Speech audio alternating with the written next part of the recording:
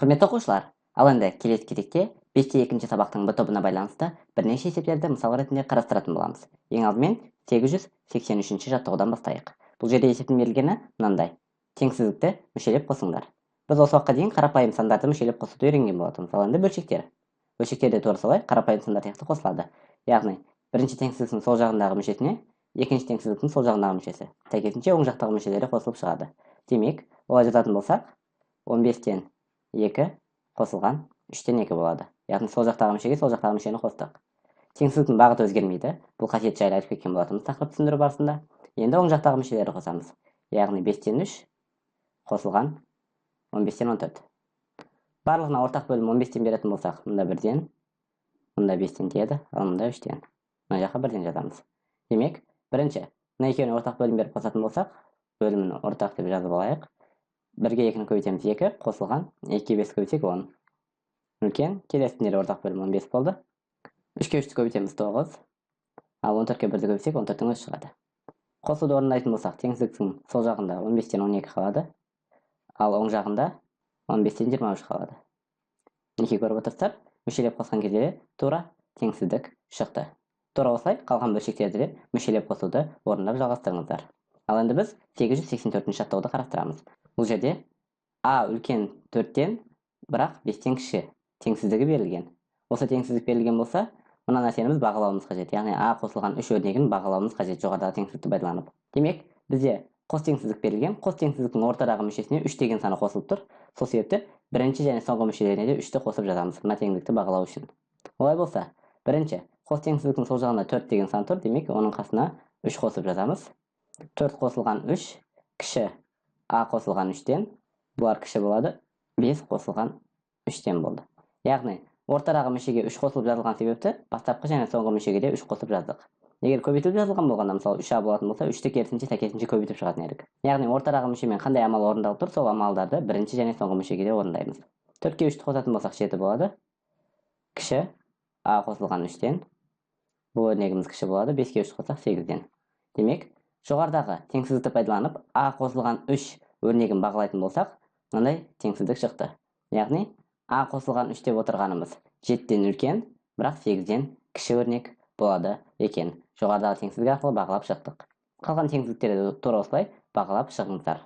885 жаттығуда 1 бөлінген А өрнегінің мәнін бағалауымыз қажет, егер А деп отырған санымыз 3-тен үлкен, ал 7-тен кішкентай болатын болса. Демек, ең алдымен біз бұл жерден 1 бөлінген А деп отыр. Демек, біз ең алдымен 1 бөлінген А деген өрнектің жазып алайық. Яғни 1 бөлінген А өрнегін біз бағалауымыз қажет. Демек, 1 бөлінген Аны жазып аламыз. Енді, А деп отырған санымыз 3-тен артық, ал 7-тен кіші.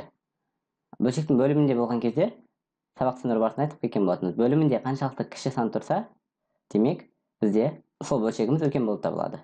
Яғни, мына жерде 1 бөлінген 3 және 1 бөлінген 7 өрнегін қоятын болсақ, 1 бөлінген 7, 1 бөлінген 3-ке қарағанда кішкентай болады. Сол себепті 1 бөлінген А өрнегіміз 1 бөлінген 7-ден үлкен болады. Және 1 бөлінген 3-тен кіші болады. Яғни, бөлшектің бөліміне жазған кезде екеуінің орындары ауысады. Тура осылай, қалған өрнектерді бағалап шығуларыңызға болады. Яғни, бөлшектердің бөліміне жазған кезде сандарды, олардың орындарын ауыстырып жазамыз. Өйткені, егер бөлшектің бөлімі кішкентай болса, онда ол бөлшектің сан мәні үлкен болып табылатын тақырып түсіндіру барысында айтқан болатынбыз. Ал енді 889 жаттығу. Бұл жерде мәтінмен берілген есеп, сол себепті ең алдымен мәтінді түсініп алу қажет. Енді мұқият тыңдаймыз. Бір көйлек 2 метр матадан артық, ал 3 метрден кем матадан тігілді. 5 көйлек неше метр матадан тігілетінін бағалауымыз қажет. Яғни бір көйлек тігу үшін біз 2 метрден артық, бірақ 3 метрден кем матаны қолданамыз. Енді 5 көйлек тігу үшін неше метр матадан тігілетінін бағалауымыз қажет. Демек, мұндағы бір көйлектің қанша метр матадан тігілетіні белгісі, сол себепті X деп аламыз. Бірақ X-іміз 2-ден артық екені түсінікті, 2 метрден артық екені, және 3 метрден кем екені белгілі. Демек, мынандай теңсіздік түрінде жазып алуға болады.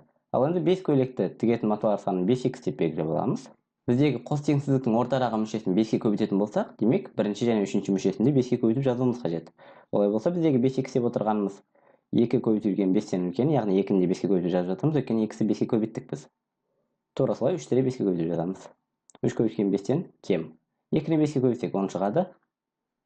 Үлкен 5X 10-нан үлкен болды.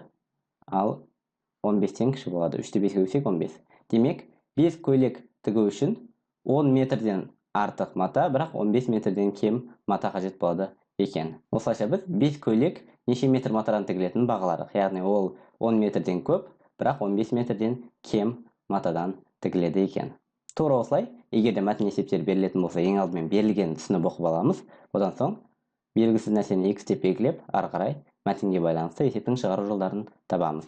Ал енді біз ең соңғы мысалды қарастырайық. Яғни 892-ші жаттығу. Бұл жерде А деп отырғанымыз 2-ден үлкен, бірақ 5-тен кем. Және Б деп отырған санымыз 4-тен үлкен, бірақ оннан кем 2 теңсіздік берілген. Осы теңсіздіктерді пайдаланып, А қосылған Б деген өрнекті бағалауымыз қажет. Демек, байқап отырған болсаңыздар, қос теңсіздіктің ортадағы мүшелері қосылып отыр. Яғни А қосылған Б деген екеуі ішінде ортаңғы мүше болып отыр. А қосылған Б-ны мұнда қайталап жазайын. Ортаңғы мүшелері қосылып отырғанына байланысты, сәйкесінше қалған мүшелерін де мүшелеп қосуымыз қажет. Яғни, сол жақта тұрған мүшеге сол жақтағы мүшені қосамыз. 2 мен 4-ті қосамыз демек. Және де оң жақта тұрған мүшелерін бір-біріне қосып шығамыз. Яғни 5 пен 10-ды да бір-біріне қосамыз. 2 мен 4-ті қосатын болсақ 6 шығады. Демек, А қосылған Б деген өрнегіміз 6-тан үлкен, бірақ 15-тен кіші болады екен. Тура осылай қалған есептерді жалғастырыңыздар. Егер ортадағы мүшелері көбейтіліп тұратын болса, яғни А мен Б көбейтіліп тұрса, демек сәйкесінше қалған мүшелерін де көбейтіп жазамыз. Сол кезде біздегі өрнекті бағалап шыққан боламыз. Егер бөлініп тұрса, сәйкесінше мүшелерді бөліп жазып шығуларыңызға болады. Осымен Б тобына қарастырған мысалдарымыз аяқталды. Ал енді осы мысалдардың негізінде басқа есептерді шығарыңыздар.